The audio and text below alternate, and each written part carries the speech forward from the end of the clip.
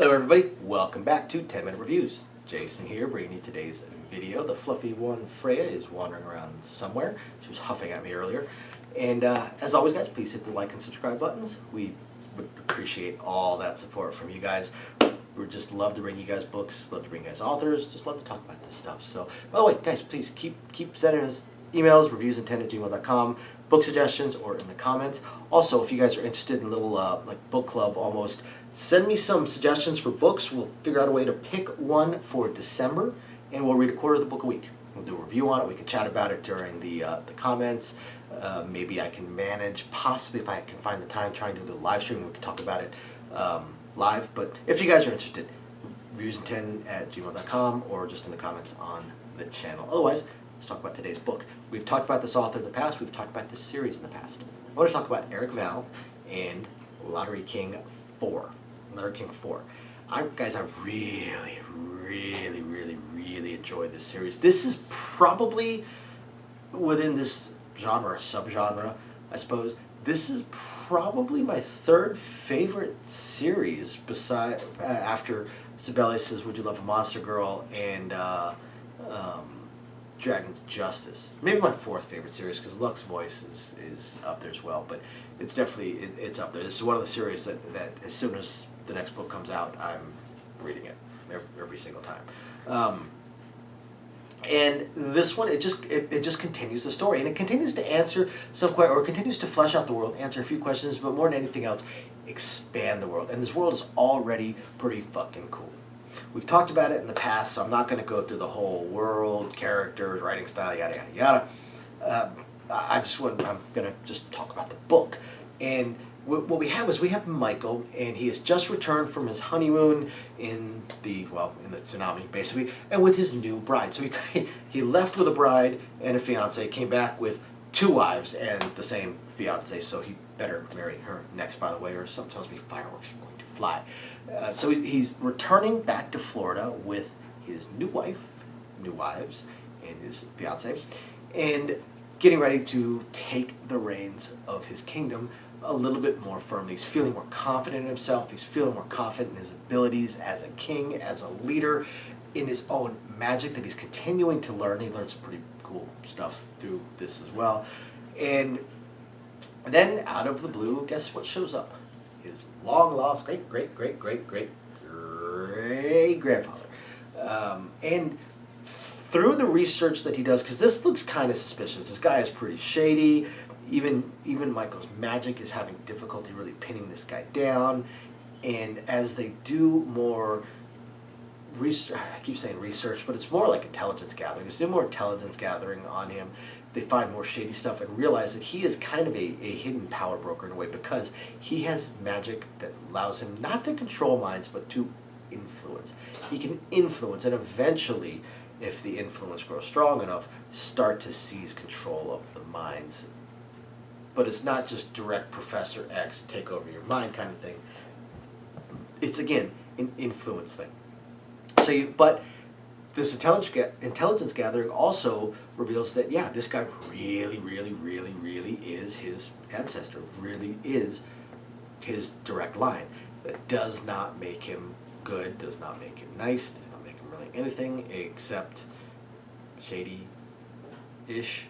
And the book also starts to touch on the fact that Michael, by tradition, should have multiple wives. He already has multiple wives, but should have, we're talking in the dozens, as connections to most of the supernatural races. So in order to do that, they kind of start throwing some parties, basically start having a parade of women coming before him.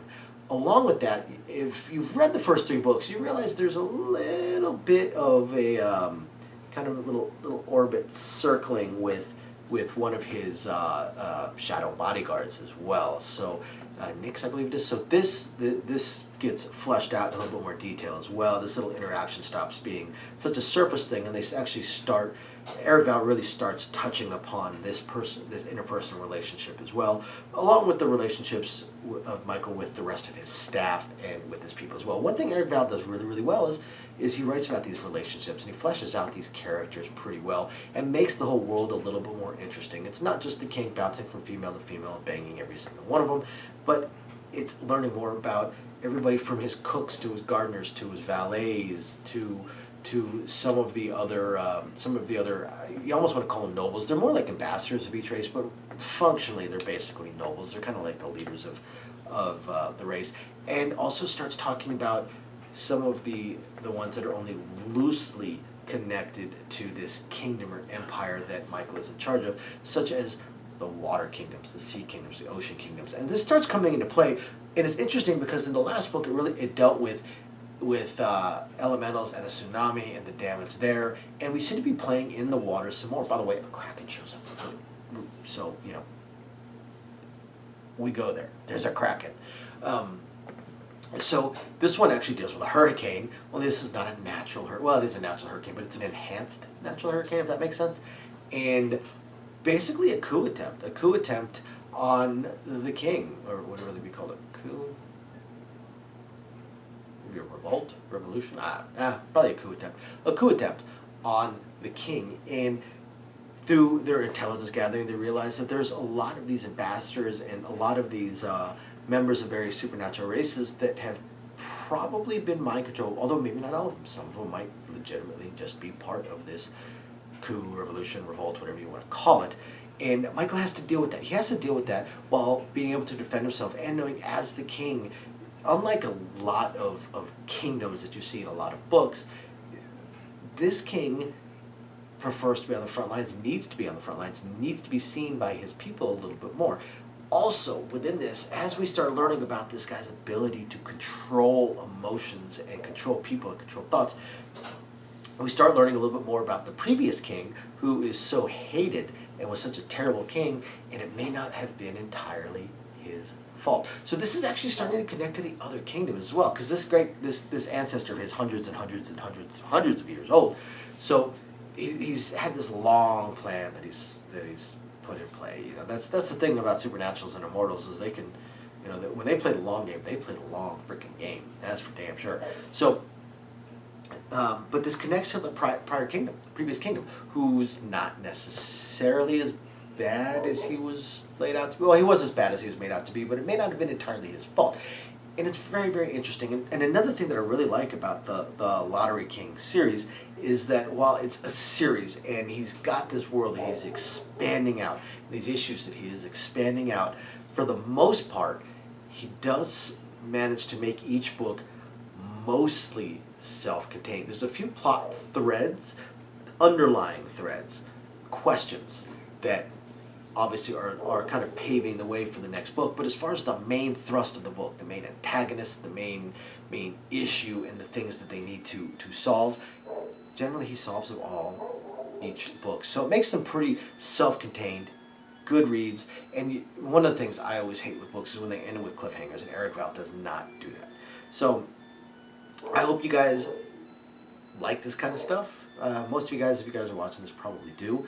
After you guys hit the like and subscribe buttons, guys, please go check out Lottery King 4 if you haven't already read it. And otherwise, we will catch you guys next time. Bye now.